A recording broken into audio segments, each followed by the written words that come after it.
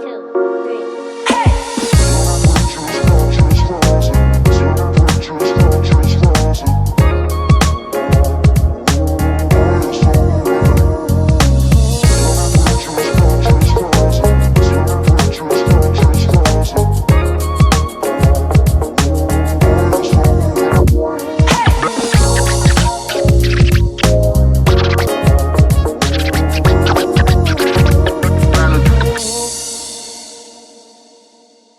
Why do you think that people know they should change and don't? The what I see in my clinical practice, and it didn't dawn on me until I kept, patterns repeat, but in different ways, is that people often spend their entire life seeking permission to feel what they feel. Hmm, And I'll give an example. okay. A woman went out on a date with some guy. He didn't call her back. She liked him. She felt highly rejected. Her friends were like, "Oh, it's no big deal. That's normal. It happens." Okay, it might be normal, but the invalidation of her feelings is still there. And this is one thing that we constantly, it's like either or.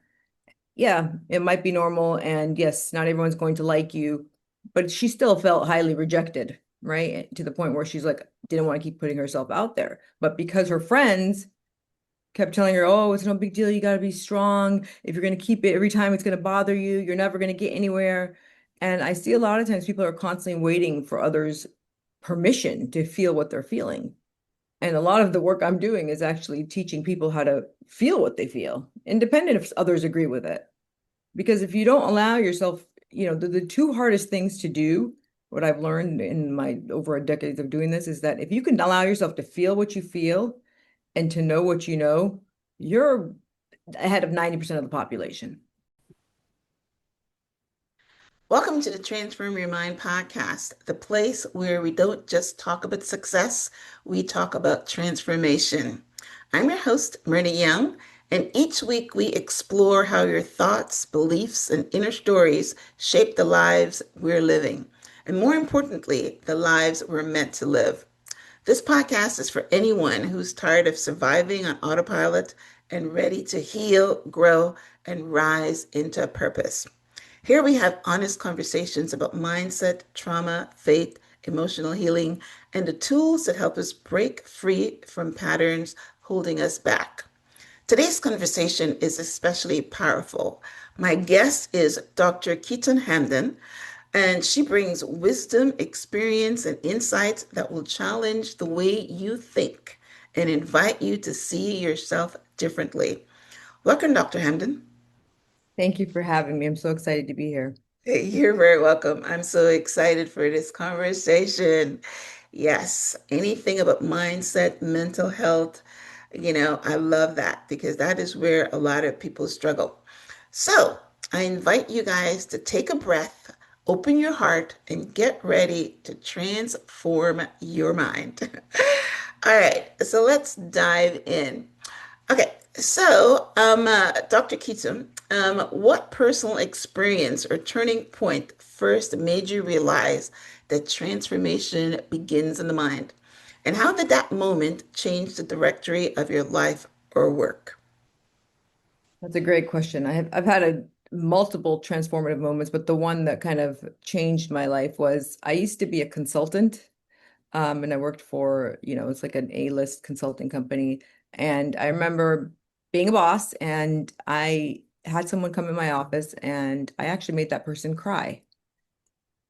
Hmm. And it was transformative because when that happened, I was like, who the hell am I? And just that question and that moment changed my life because I set down a path after that to kind of figure out who the world had shaped me into and Mhm. then figure out who I actually wanted to be. Hmm. And just in asking that question, it opened the door for a whole new career path, which then I went back to school and became a psychologist and have been helping many other professionals kind of answer some of these same questions that we think we know the answers to, but we really don't. Most of us don't really know ourselves. True. It's true.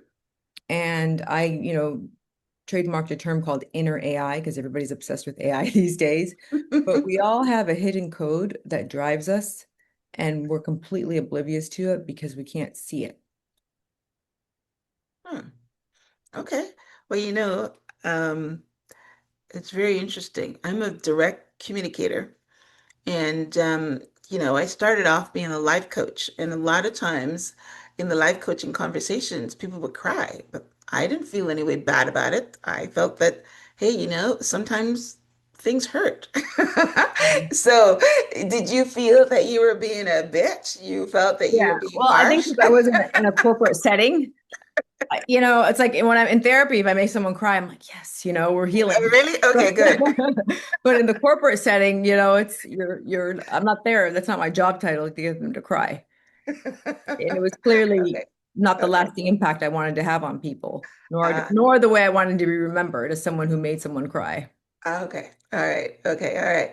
So that was great. So that aha moment, as Oprah would call it, made you want to step back and figure out what made you become this person that would make someone cry, I guess, unempathetic, you know, very self-centered or whatever we want to do, like in a corporate world, we're not thinking about that person. We're just thinking of what we need to do and that kind of thing.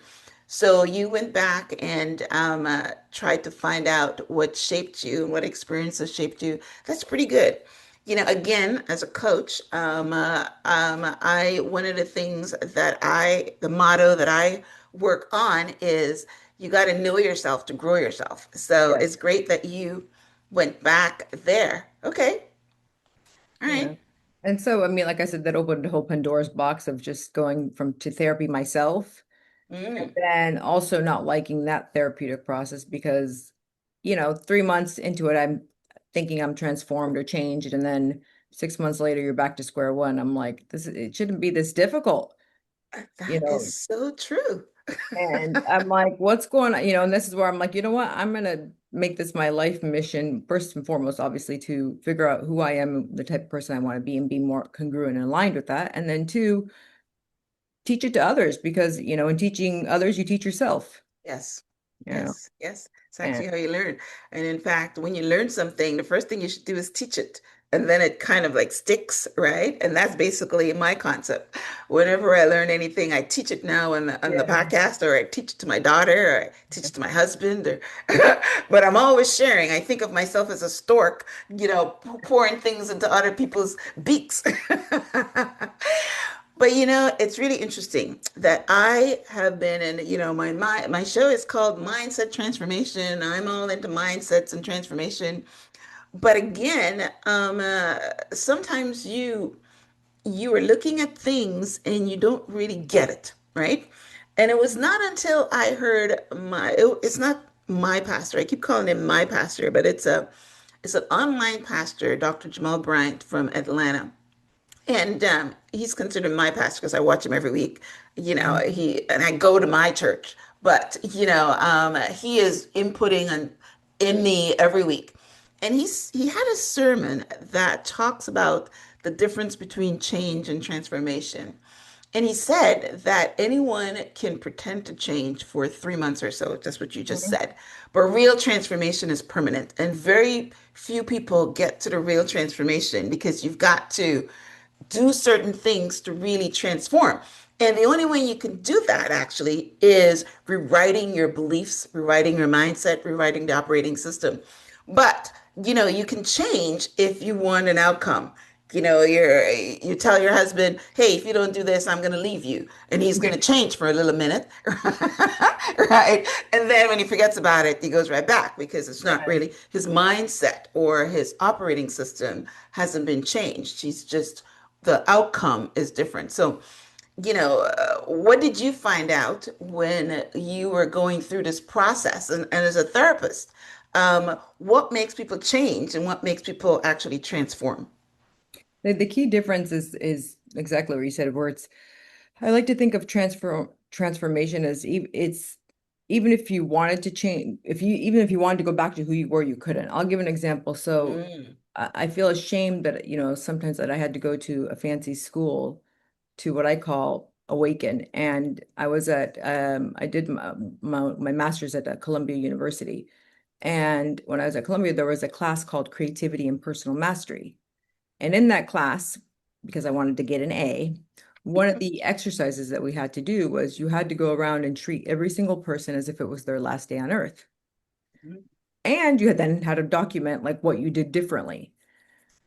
And I remember one day when I was walking to school, it was in New York, it was cold, it was kind of snowing, but because now I have an assignment, right? I have to, treat every single person as if it's their last day on earth. And I was walking down the road and there was this lady sitting, homeless woman sitting on the street. Mm. And I said hello to her. And she goes, "Ah, the girl in the pink scarf, you finally noticed me." And my eye Walk by her all the time and never noticed her. and my eyes just teared. Mm. And I was like, wow, why did I have to go to an Ivy League Class. school, be given an assignment, have to Mm. write about it in order for me to become conscious and to Mm. actually notice this woman Hmm. who had noticed me every day? And so that to me is a transformation in the sense that it awakens you to a new Mhm. insight that you didn't have before. So you can't go back to the person you were before that. So you think that once you're transformed, now you will be aware of every homeless person, or you'll be aware of, because that's just one niche. You'll be aware of what else would you be awakened to? I'd say I noticed how asleep we live, for me specifically, It's true. and how we just go through the motions, but we're not paying attention to our surroundings. And so It's true. obviously I have moments where you're blind to it, but at least you kind of can zoom in and zoom out. Whereas before I didn't even have the chance to zoom in because I didn't even know that I was asleep. It's like, how do you know what you need to know if you don't know? Right. So it's like, Right. Mhm. so that's an example of a transformation where it creates that conscious awareness. So now you have a Right. choice. A lot of Right. times most of us don't have choice because we're not aware. It's true. Yeah. Yeah. Again, 95% of our lives we're living conscious, and only 5% of the time we're actually aware. I mean, we can take it down to the simple as breathing. How many people are aware that they're breathing? Yeah. I've got to do a conscious meditation Yeah. to say, breathing in, I know that I'm breathing in, breathing out, I know that I'm breathing out, to actually even go there because we live in this unconscious world. So Yes. don't blame yourself too badly for that. Tons of people Yeah. live in that space. But I see what you mean that once something prickles you, Yes. something, changes your concepts, then you're right that you will not be passing homeless people anymore without even, acknowledging them or giving them some money or something like that. Yeah. It's really interesting. I have a story like that, similar too. I just mentioned to you that I go to church. So my daughter comes down for Christmas, and she is only here for 2 weeks. So she comes to church with me for 2 weeks. So a couple of days ago, she calls me and she says, God told me to give this homeless man $50. And I says, which homeless man? She says, there's a guy that was sitting in front of us the last time I went to church, and he's definitely homeless. And I see this guy every week.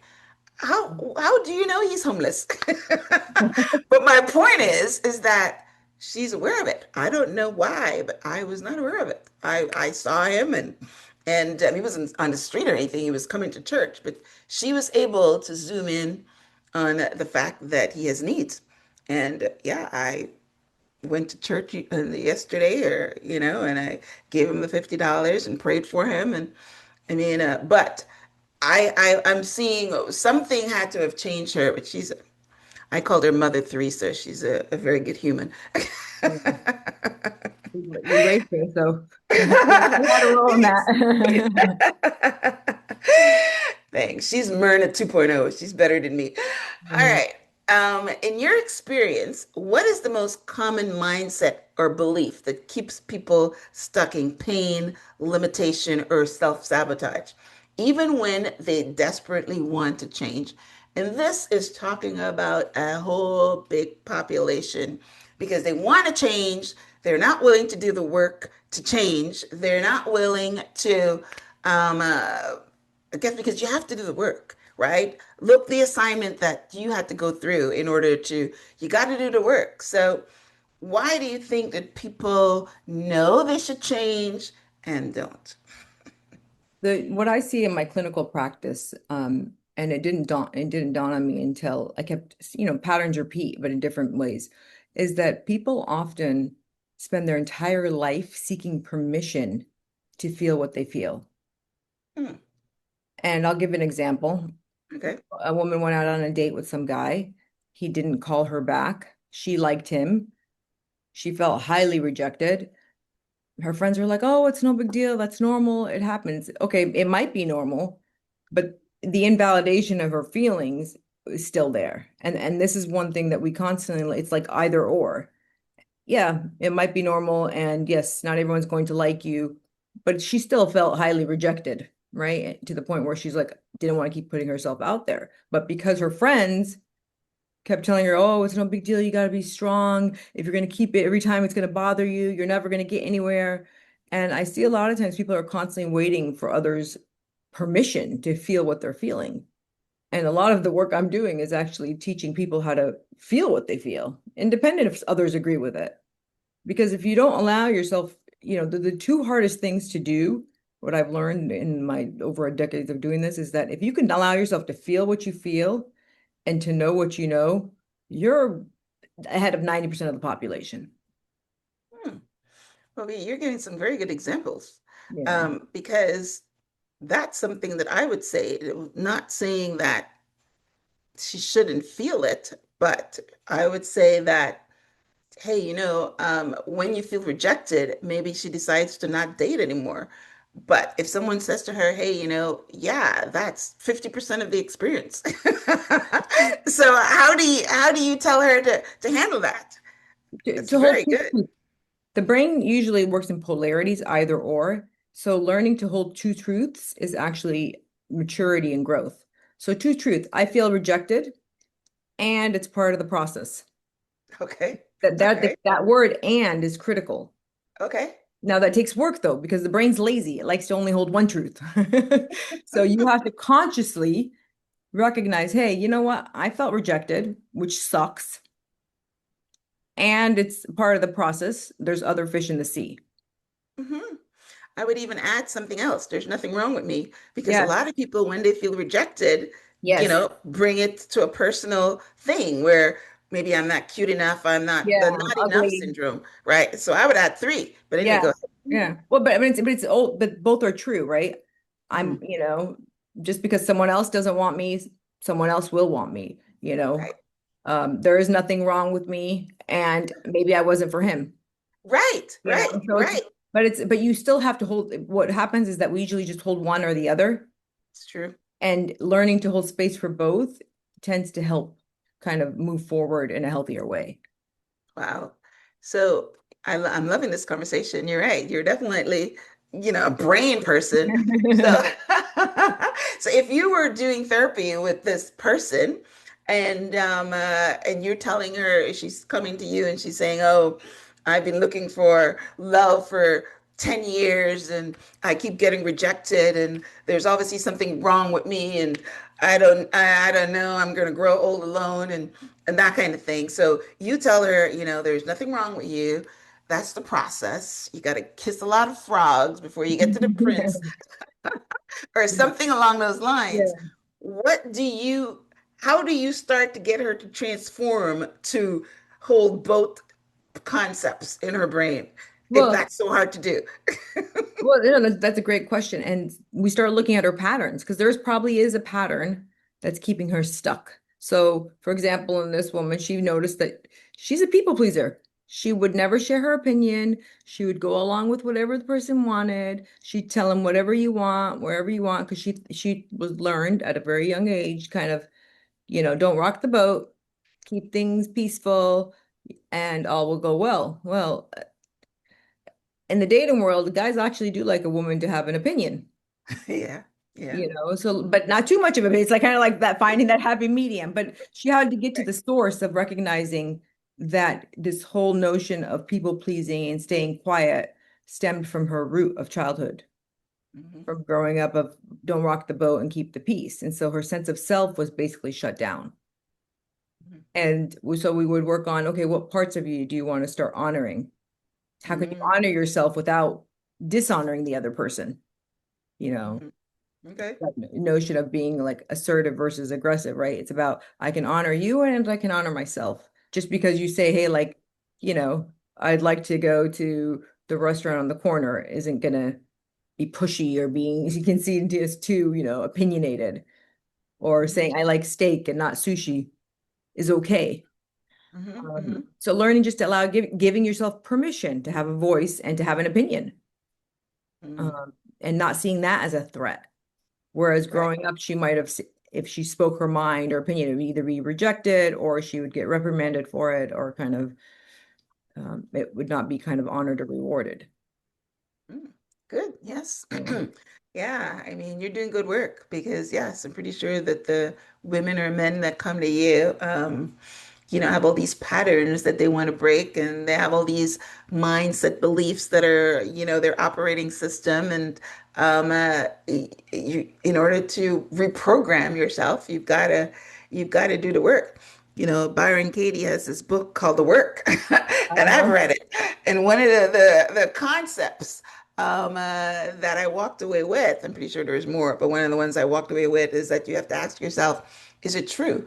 And how do you know it's true? Because Mm. we all come to these conclusions that are running our mind and our brain. As you said, the brain is lazy, and we just pick the easiest explanation and then run with it, right? So I do one of the things that I love is I do brain scans, and mental health is in the brain. And my issue with psychiatry and psychology is that, it's the only medical profession that doesn't look at the organ that it's treating, which is the brain. And a lot of times we're just shooting arrows in the dark. Now, with the brain scans, you can actually see these squiggly lines and put it into a software that can give you markers for mental health issues. So I scanned the brain of this very, very successful individual. I work with a lot of high functioning professionals, and this guy's got it all. He's got the money, he's got the position, he's got the status. But what he hasn't had in his life is a healthy relationship. Yep. Yep. So in his brain scan, what we could see, there's a part of the brain called the insula, and that part of the brain is responsible for kind of self-awareness and introspection. Hmm. So when I asked him like, oh, how are you at noticing other people's, he's like, oh, I'm great at it. That's why I'm a leader. And, so, so I said, okay, well, how are you in the personal world? He's like, oh, I'm phenomenal at it. So I had the opportunity to talk to his girlfriend and ask, and she's like, he's completely oblivious. But what was fascinating, he didn't believe her or I until I actually showed him the part of the brain Brain called the scan. insula that was literally underdeveloped. Hmm. And the domino effects of that part, it's like, I'm like, look, this isn't me saying this, my subject, this is what your brain is showing. And these are the consequences of that. That's not your fault. It's been the way you've been wired, and probably because it resulted from a childhood of neglect. You can't Hmm. give to others what you never got. Right. Right. And sure enough, found out, he was with a single mother who worked all the time, wasn't around. He had basically, raised himself majority of the time.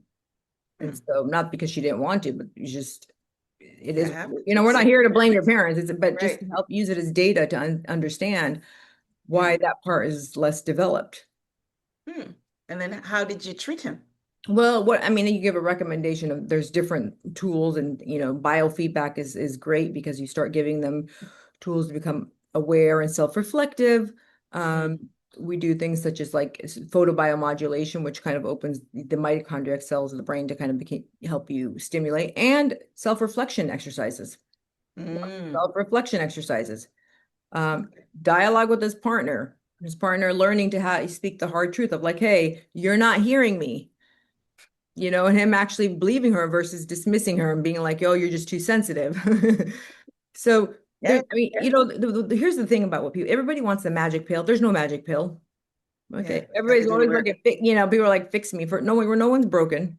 But just like, you wake up every day and you're wearing that beautiful yellow color, which complements you beautifully, and lipstick, we have to look inside. Hmm. Just look on the outside, but we never actually take that further step when we look in the mirror to actually pause and ask myself, do I really like what I see in that mirror? Hmm. And it's not on the outside.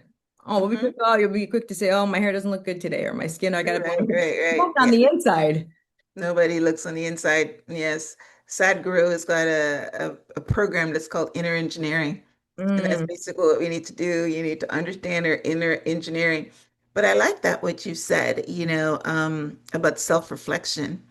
It's something that I don't do, but I know that I should because, um, I learned a long time ago from Deepak Chopra that you should meditate in the morning and at night. And when you do your meditation at night, you're actually reflecting on what happened during the day, mm. right? And it's actually pretty good.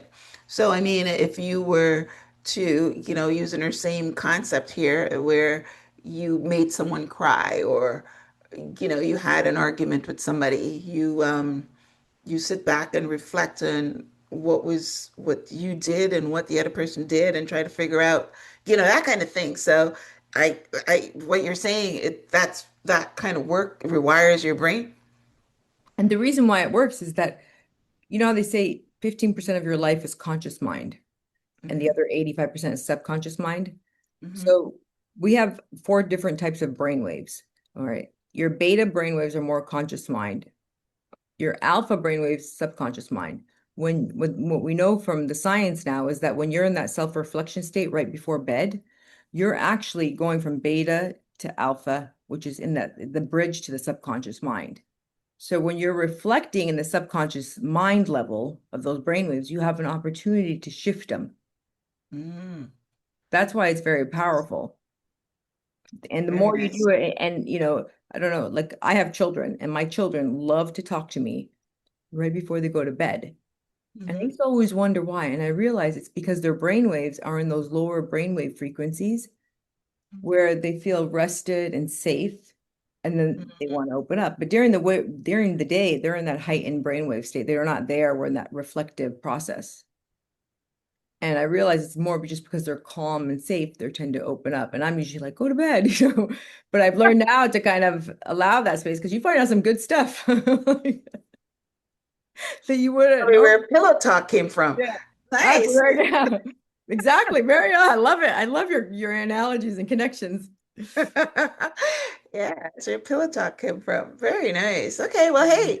hey, one of the things I pride myself in conversations, I always walk away with something, and I'm learning right along with my listeners. So yeah, I will, put reflection back on the table. Yeah, and it can be. People think like it can be a minute. It's not. We're always thinking of these things that they have to be these grandiose one Right, I hour know. times. I mean, Yeah. even just throughout the day. I tell people everyone's always doing self-care. So, but self-care is not a before work or after work thing or on the weekends. It's a throughout the day. Mm-hmm, mm-hmm, Even just taking a minute and just taking a deep inhalation is enough mm-hmm. to recharge you. We don't need much, but it's better to do something little frequently than just one big thing. Right, right, right. Yes, that's true. It's called, presence and things like that. So Mm. that's great. Yeah. Yeah. Deepak was saying that you should do 15 minutes of reflection at night with your meditation. So you're right. Even 5 minutes is good because 15 minutes is a long time. Yeah. Maybe I don't have that many things to reflect on.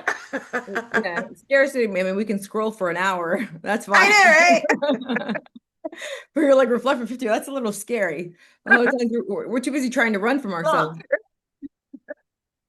Yeah, amazing. All right. So, how do unresolved emotions like fear, anger, or trauma quietly shape our thoughts and behaviors without us really realizing it? So, again, you give that example of one of your clients that his mother was, you know, um, a single mom and it shaped him and he wasn't even aware of it. Um, can you give some others? Oh Or, yeah. I mean, I'm not a big Freud fan, but he said it best, where he said unresolved emotions will come out in ugly ways. mm, And the story I like to give is my Diet Coke story. So I had a couple where the husband walked into the session. He's like, I just asked her for a Diet Coke. That's all I asked her for. And I said, tell me more. He's like, she was driving home. She called me. She asked me if I need anything. He said, hey, on their way home, can you just stop and get me a Diet Coke? And she said, okay. It's not like she didn't say okay. She said, okay. Guess what? When she came home, she didn't have the Diet Coke. So then I looked at her and I smiled and I said, "What are you annoyed by?" And she's like, "Nothing. You see what a big deal he's making?" And I just paused and I said, "What are you annoyed by?" And she's like, "Nothing." And then she thought about it and she saw that I was firm. And she took a deep breath. She goes, "Actually, he's going to Vegas with his friends. And when he told me, I tried to be cool with it, but I'm not cool with it." So that's her subtle way of getting back at him, So not bringing Diet yeah, Coke. it becomes she wasn't consciously connecting it. It wasn't a conscious awareness, but it's like the psyche acts out in very childish ways without us realizing it. Wow. Yeah. And That's a connection I would never get. yeah. Well, it's because, and this is where things they call them hidden narratives. Like we have these hidden truths that if we don't verbally share, we reveal them in very unique, Mm-hmm. quirky ways. Mm-hmm. Mm-hmm. And I've seen like another client, she literally put mustard on her husband's sandwich and she's like, she knows I hate mustard. And she was like making lunch sandwiches, for the kids and stuff and just did them all the same. She's like, I kind of realized it on the point. I was like, whatever. And she was annoyed by something else because he had the day before he had ignored her or something. But you know what I'm saying? Like they're not, people are like it's these the psyche is quite clever more than we actually realize it. And that's why I tell people is that you have to learn to honor what you're feeling and express it because if you don't, you will show it in different ways. Yeah. Well, I've always known that, but mine comes out, or most people, or women, or whatever, will come out in anger, or will come out in something that's deliberate, not unconscious, like unconscious forgetting a Diet Coke or unconsciously putting mustard. We will do something consciously because we're upset or mad, which is the statement about it comes out in ugly ways. Yeah. But yeah, this is a deep conversation because what you're saying is even um, you know we're responding to something that we buried, right? Not sure it's there. We don't know it's there, but it comes out in unconscious actions. Yeah. Pretty good. Yeah. I mean, there's the classic example of where the woman who's angry about her husband finds out he's cheating, right? Slashes his tires and Yeah, right. burns his clothes. And I've had those too. Okay. Yeah. Those are conscious behaviors, Those right? are very conscious, she's externalizing her pain. Right. Yeah, with severe consequences too. But yeah. So, but people don't think of these subtle, quirky things No, as, no. as actually slights because they're socially acceptable. Right. But Yeah. yeah. And they would have to come to you to actually connect those dots because there's no way that they can connect those dots on their own. Yeah, Right. and then thing is that translating insight, insight alone doesn't lead to action, right? So then the next step Right. is okay, what can we do about this, right? Because today's Right. about the Diet Coke in Vegas, tomorrow's gonna be about something else. So it's the key here, the underlying message, it doesn't matter what it is, it's about learning to giving yourself permission to express what you don't like. So yeah, Mhm. feeling safe enough to like, hey, yeah, I really don't want you to go to Vegas with your friends. It kind of And makes if me it feel, still goes, how does that make her, would that make her feel better?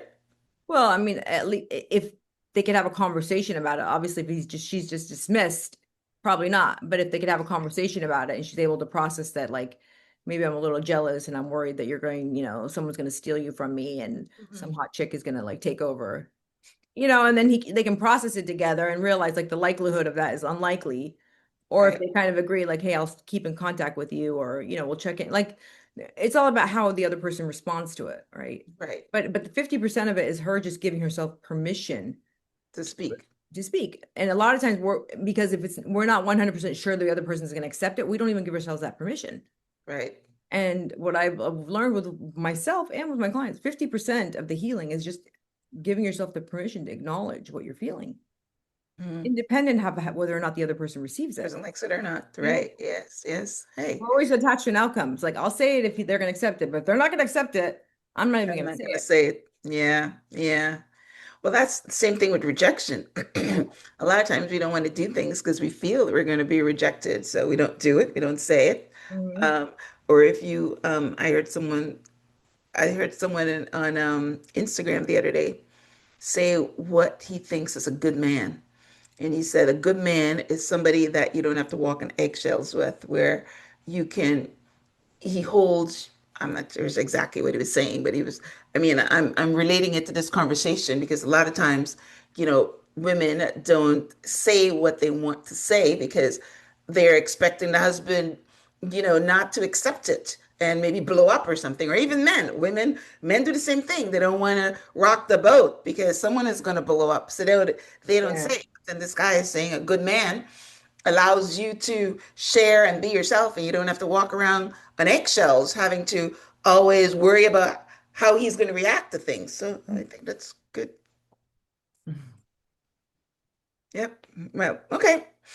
All right. So, what is one daily practice our listeners can start using today to rewire their thinking and move from survival mode into growth and clarity? Yeah. Now I constantly hear the breathing being given as the go-to, and I'm not going to give that as the go-to. The reason being is because when I was first told to breathe, I was like, that was the last thing I wanted to do. And the reason being is that in order to breathe, you actually have to feel safe in your body. And most people don't Mm, feel safe in their body. So you're basically asking them to go to the very same place where all the horror is. So they're not going to do it. Now, what I have found with my clients, and this, it's not because I'm a genius. I learned this through, so, I have my private practice, which is brain health, but I also, volunteer at a nonprofit that deals with domestic violence survivors. mm, And what I found with working with those survivors who taught me that basically don't tell me to breathe because that's the first thing I'm going to do.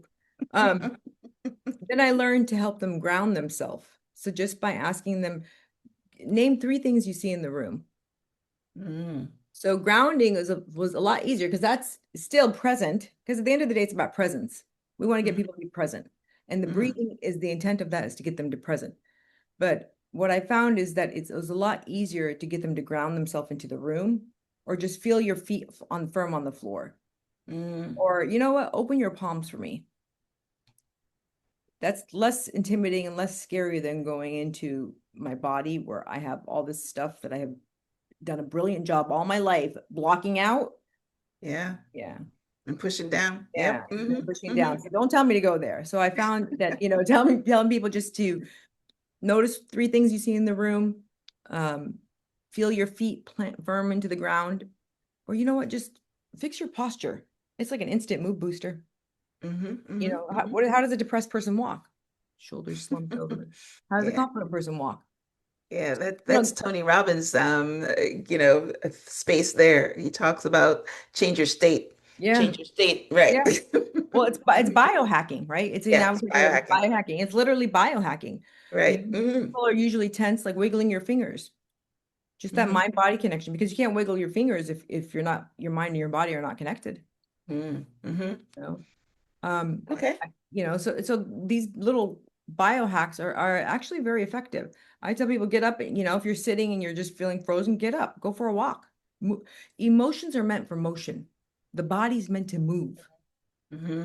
And we have become so sedentary and technology, it just helps us, stay on our bums and not do much. But you're not helping your mental state. You ever notice how you feel better after a walk or Oh you're yeah. talking to someone Yeah. or, Yeah. and we never want to do it, you know, Not and me. it's, I love walking. yeah, but it's like we're always waiting to feel like it. And it's like this whole notion of Right, right, motivation is right, garbage. right. If we're going to wait to feel like doing something, we're never going to do it. You're We're going to never wait to gonna feel do like it. going to Right. work. We're not going to do Yeah. it. So, Starts with me in the gym. I got to do it even though I don't feel like it. Right. But walking is not one of those things. I just yeah, prefer to walk. So, yeah. but yeah, I've heard about the breathing techniques for anger or for saying something that you would regret later on, but I've never heard it for bringing yourself back or something like that. So I love the grounding and changing your state or changing your body as a way to rewire your thinking or to move into a different space. So that's Yeah. I mean, amazing. even I tell another one that helps a lot of my clients, I tell them chew ice. Oh, really? Yeah, because it's actually calming. It's activating. See what happens when you get into this fight or flight or freeze state, which a lot of people get into, you're not active. and Mhm. you're literally cut off from the neck down. But if you wiggle your fingers, or shake your hands, you're activating the Mhm. body. If you're chewing ice, pay attention when you chew. It's very activating. Yeah, the crunching, huh? Yes, the Yes. crunching, or get Mhm. a fidget spinner. I mean, there's sensory toys that were created for autistic kids. The reason why they're good for adults is because it's stimulating. The whole notion of these things are to stimulate. The nervous Mm. system needs to be stimulated. But it's Okay. but it's presence. It's all you can't do it if you're not present. Hmm. Yes, Yeah. presence is a very, very important thing. Yeah. Yeah, most of us are not present. Most of Yeah. us is living. You gave us statistics of 85-15. I thought it was 95-5. Coloring. Color. I tell people Yeah, color. You can't color if you're not present. right. Yes, yes, yes. You got to stay within the lines, right? Yeah. But there's a lot of things that that we don't think of as healing, but Hmm. that are out there that don't just require you to sit down and meditate. I love meditation. I do it. It is from a neurological and a brain scan. I've seen the brain scans of what it does to your brain. It's game Yeah, changer. But yeah. it can't be the go-to for most people. And I've learned that the hard way of working with different, different groups of individuals. Especially when your mind is not easily subdued. Yes. There's so many people that tell me they can't meditate. So I tell them, hey, everybody can have a guided meditation, Yeah. right? Just listen. Yeah. They're not But absorbing. They're yeah, going through the motions, but they're not embodying it. they're not embodying it. Yeah. Mm, And very and true. the key here is about embodiment. So like some wiggling it's your own body. You got to wiggle your fingers, right? Hmm. Do a jumping jack, Right. chewing ice, like that's your own body. Hmm. If it's calming for those 2 minutes, great. Yeah. You're one Okay. step ahead of the game. But at least they're micro moments of embodiment. Right. Very great biohacking too. Like your words. Yeah. All right. So, tell our listeners how they can connect with you, your website,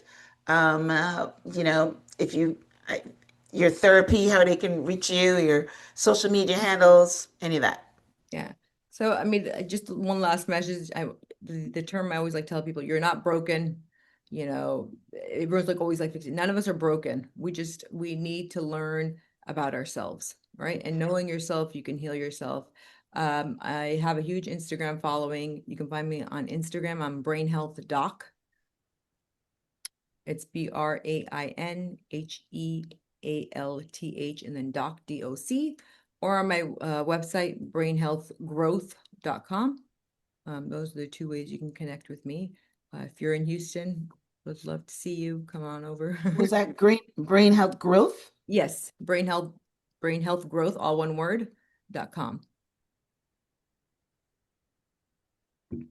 Awesome, awesome. So, you said you're in Houston? Yes. Okay. Do you do virtual appointments, or everybody has to come in? No, I do virtual sessions as well. Okay. I do coaching sessions for clients that aren't in the Houston area. Um, Beautiful. so I can do that with them. And then if you are locally, we can do some deeper therapy work. And then if you happen to have the privilege of coming down here, we can scan your brain.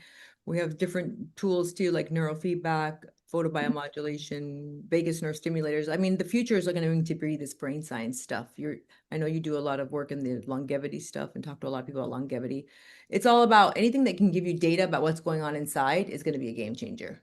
If you can see what's going on inside, you're more likely to commit to the process of growing. And if you remember anything, people need to learn this is an everyday process. If you want to feeling better is an everyday process, just like looking good is an everyday thing. Gotta every day, gotta look inside. Wow. Yeah, yeah. Yeah, so many people don't commit to the work though.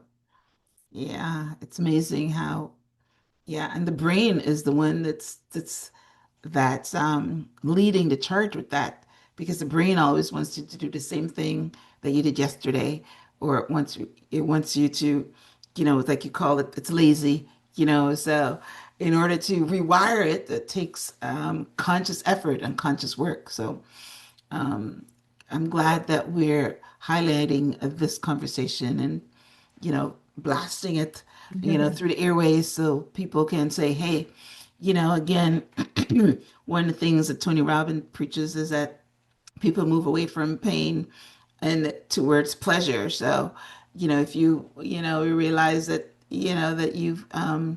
that you're having pain and you want to do something about it, then you've got to rewire yourself and do the work so that you're not in pain any longer.